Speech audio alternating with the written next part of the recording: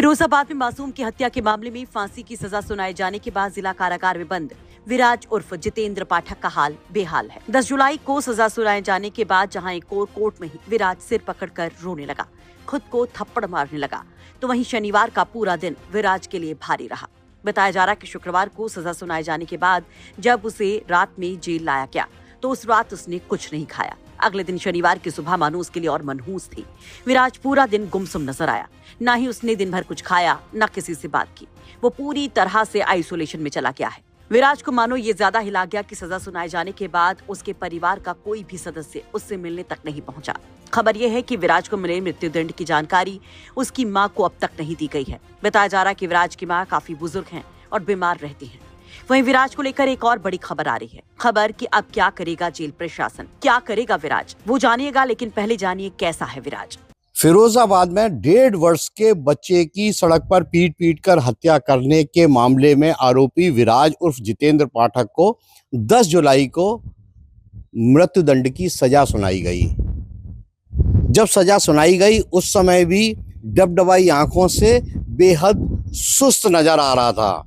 उसके बाद जिला जेल भेज दिया गया और जिला जेल में उसने न तो कुछ खाया, न किसी से बात की और पूरी रात बेचैनी से इधर उधर टहलता रहा। यहाँ तक कि जो उसके बंदी उसके साथ थे उनसे भी किसी ने बात नहीं की। विराज उर्फ जितेंद्र पाठक के कोई परिजन भी अभी तक मिलने नहीं आया। एक तरफ विराज बेचैन है, मानो उसे अपनी गलती का ऐसा एहसास है जो उसे खाए जा रहा है, लेकिन इन सब के बीच चर्चा है कि विराज को किसी दूसरी सेंट्रल जेल में शिफ्ट किया जाएगा।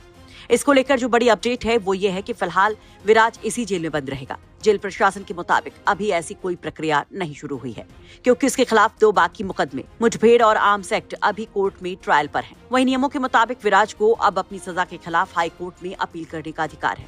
वो खुद या फिर जेल प्रशासन के जरिए 30 दिन के अंदर अपील दाखिल कर सकता है। अगर हाई कोर्ट से भी राहत नहीं मिलती तो वो सुप्रीम कोर्ट और उसके बाद राष्ट्रपति के सामने दया याचिका दायर कर सकता है। खुद विराज के भाई ने भी हाई कोर्ट जाने की बात कहते हुए बड़ा दावा किया। आपके मीडियम के माध्यम से देखा था और उसमें ये सजा देखी थी हमने, तो ये एक तरफा फैसला है। एक तरफा फैसला? जी भैया। कैसे कह सकते हैं एक तरफा फैसला है? भैया थोड़ा उसका ट्रीटमेंट भी चल रहा था, हमने उसके डॉक्यूमेंट्स भी लगवाए थे और उसका थोड़ा दिमाग का ट्रीटमेंट भी था और अर्थात वो भी नशे का आदी भी हो गया था। और जो फैसला हुआ है फिर मतलब इसके बैकग्राउंड पूरी जांच होनी चाहिए इसके ऊपर, मतलब इसके पीछे बैकग्राउंड के पीछे कौन है। जांच के वो तो साफ दिखा है वीडियो में कि वही है, वो पटक के उस बच्चे को मारा है, तो उसमें भी जांच की कहाँ गुंजाइश दिखाई दी। पुलिस ने 6 दिन में इसी वजह से चार्जशीट लगा दी, पुख्ता सबूत डाले हैं, जजमेंट बहुत अच्छा 40 दिन में आया है कि तेज हुआ है काम। उसमें आपको कहाँ लगता है कि कमी रह गई जहाँ आपकी बात नहीं सुनी गई? भैया कमी काफ़ी रह गई थी। आपके माध्यम से मैं यही कहना चाहता हूँ, क्योंकि जो इसके पीछे है बैकग्राउंड, क्योंकि रत्ती के यहाँ आया जाया करता था, इसके कहीं ना कहीं पीछे इसका मास्टरमाइंड और कोई भी बैठा है। इसके मोबाइल में डॉक्यूमेंट सब प्रूफ है। उसने मेरे भाई ने खुद मुझसे कहा था, जब मैं स्पेशल मिलाई के लिए गया था उन्होंने मुझसे खुद कहा था कि भाई मेरा मोबाइल निकलवा लो, मोबाइल में आपके सारे प्रूफ मिल जाएंगे। तो ये सारी बातें क्या आपकी तरफ से वकील ने कोर्ट में दलीलें रखी? भैया सब रखी थी, पर क्यों नहीं चली, क्या है क्या रीज़न ये नहीं कह सकते, क्योंकि उसमें जजमेंट में बयान मेरे हुए थे तो मैंने ही गवाही दी थी सारी, मतलब जो रियल थी हम लोगों की, आप भी थी तो सब कुछ वहाँ पर रखी गई थी हमें।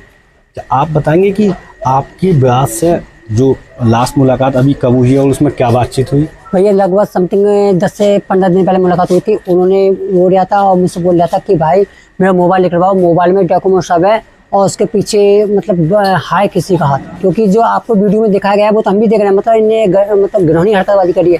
सरकार सजा दे कोई बात नहीं है, पर इसका जो मास्टरमाइंड है ना वो भी सामने आना चाहिए। तो जजमेंट बहुत जल्दी हो गया है जी। इसमें जो आपके भाई ने क्या एक बार भी आपसे कहा या उसको इस चीज़ का पछतावा है कि उसने 1.5 साल के मासूम बच्चे की स्त्री की हत्या कर दी? इस पर उसने कुछ कहा आपसे? भैया उसे इस चीज़ को होश में नहीं है। तो विराज के भाई का आरोप है कि मास्टरमाइंड कोई और है। मोबाइल जांच से सब क्लियर हो जाएगा। आपको बता दें कि ये घटना 30 मई की है, जब फिरोजाबाद की शिकोहाबाद की यादव कॉलोनी में एक बड़ा कांड हुआ। आरोपी के बंदायूं के रहने वाले विराज उर्फ जितेंद्र पाठक ने 1.5 साल की मासूम आरव को उसकी मां की गोद से अलग किया और सड़क पर पटक कर उसकी हत्या कर दी। पुलिस के मुताबिक आरोपी बच्चे की मां रति शर्मा से शादी करना चाहता था, लेकिन शादी से इनकार करने के बाद उसने कथित तौर पर बदले की भावना में इस जघन्य अपराध को अंजाम दिया। पूरी घटना पास में लगी सीसीटीवी में कैद हो गई। वीडियो सामने आया तो सब लोग दंग रह गए। मामले की गंभीरता को देखते हुए पुलिस ने जांच में तेजी दिखाई। घटनास्थल से तमाम एविडेंस इकट्ठा किए गए, चश्मदीदों के बयान दर्ज किए गए और आरोपी को गिरफ्तार कर लिया गया। सबसे अहम बात रही कि इस घटना के महज 6 दिन के बाद पुलिस ने कोर्ट में चार्जशीट दाखिल कर दी, यानी रिकॉर्ड समय में जांच पूरी कर कोर्ट के सामने सारे साक्ष्य पेश कर दिए गए। चार्जशीट दाखिल होने के बाद जिला एवं सत्र न्यायालय में लगातार सुनवाई हुई। अभियोजन पक्ष ने कोर्ट में 13 गवाह पेश किए और चश्मदीदों, जांच अधिकारियों और बाकी साक्ष्यों के आधार पर आरोपी के खिलाफ अपना पक्ष रखा।